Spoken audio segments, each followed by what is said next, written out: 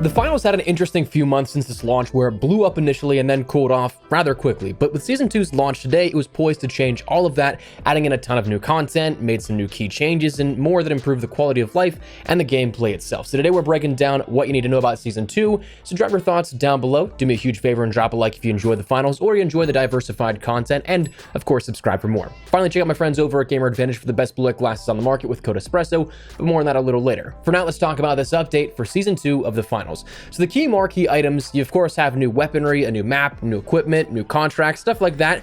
The new weapons, you have the FAMAS, which is a burst rifle for the medium build, the 93R, a burst fire handgun for the light builds, and the KS-23, the shotgun for the heavy builds, which is effective at range. Had a good time with both the FAMAS and the 93R. As of the time of recording this, haven't had too much time to play around with the KS-23 shotgun.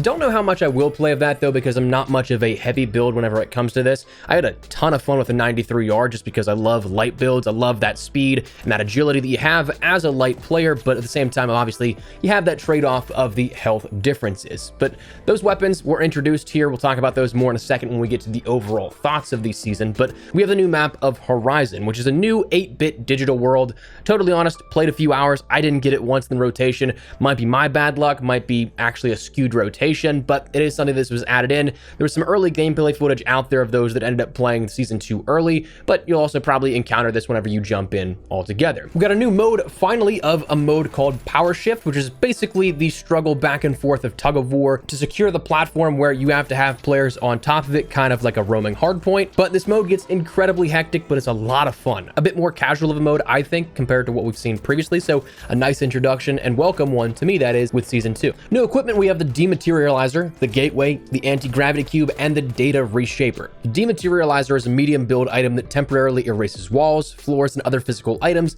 that will allow for players to shoot through them. The Gateway is a light build item that deploys a portal that when thrown, players and objects can move between two locations. Anyone can use them, but you can't shoot through them, but you can also throw items yourself and projectiles through them. So there's that.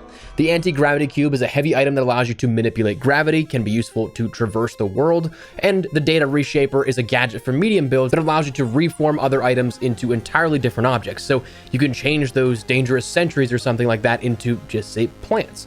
So a lot of cool stuff here at that, but outside of like the gameplay items as well, there's a lot of cool things that allows for progression, both in more stuff to do, but also in the ease of accessing these sort of things. We have new contracts with Season 2 that if you want to earn and unlock the new items quickly, these help out a ton. Like you can go from 0 VRs to unlocking one of the new weapons in about your first match. So if you had any banked before that too, it just makes it way easier to unlock. You have daily challenges and contracts, you have rookie, challenger, pro, and master circuit contracts that will open up as the season goes along and as you complete more. You have new mastery levels to different weapons and gadgets as well, giving another tier above what the previous mastery was. So this season, if you completed all of those favorite items you have for the best top skins, there's now another one that goes on top of that you can work towards as well.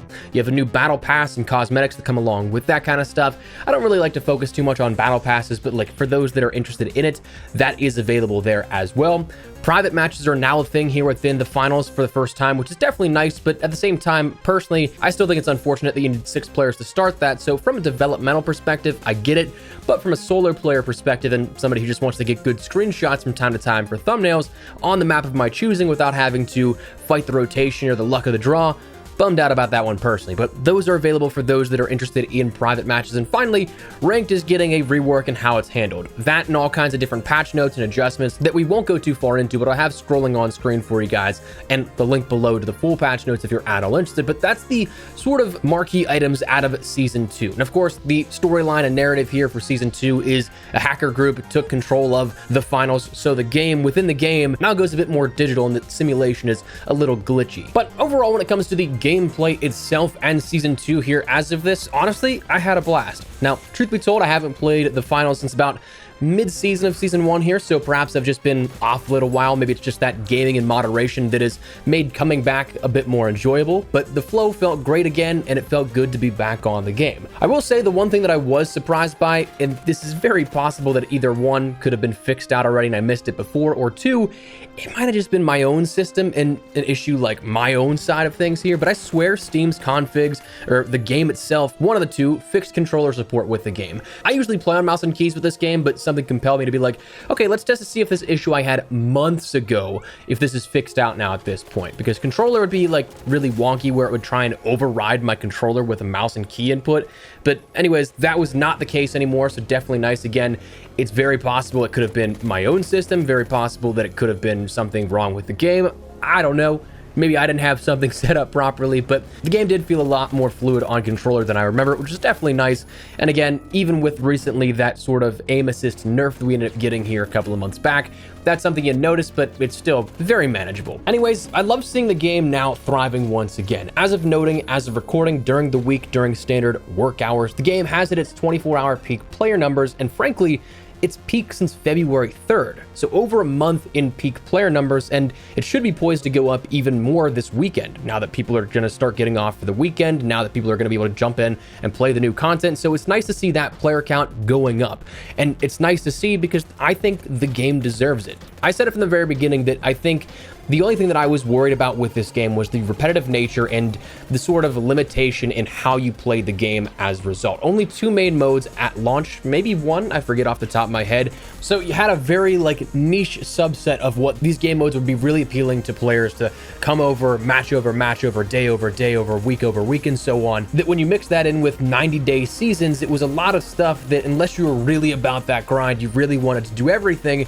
to a sort of more casual audience, it wasn't something that captivated you as much, just because there wasn't as much choice, there wasn't as much to try things out differently. With Season 2 now, though, it adds a little bit more into that equation where there is more stuff to do. With this brand new mode of Power Shift, it's something that's more of like a tug of war back and forth, and it's something that is 5v5 gameplay instead of 3v3v3 or 3v3v3v3 of the prior 2 modes. So it adds a bit more in terms of that teamwork. It adds a bit more in regards to the gameplay loop that doesn't just have to be one of those 2 modes. And it's something that I feel like this mode might be a bit more appealing to the casual player base. So yes, while we are still going to have another 90-day season here, and our next Season 3 update isn't going to be until July, which is a little crazy to think about, you have more that I think will appeal to a broader audience. So right now we're seeing a little bit of a resurgence just because there is new content here with us, but fingers crossed we don't see that gradual to rapid drop off like we did with Season 1. Because honestly, again, I think this game is fundamentally at its core a very fun, very addicting game, but we'll see what the future holds. But anyways, that is the Season 2 update here for the finals and everything that really changed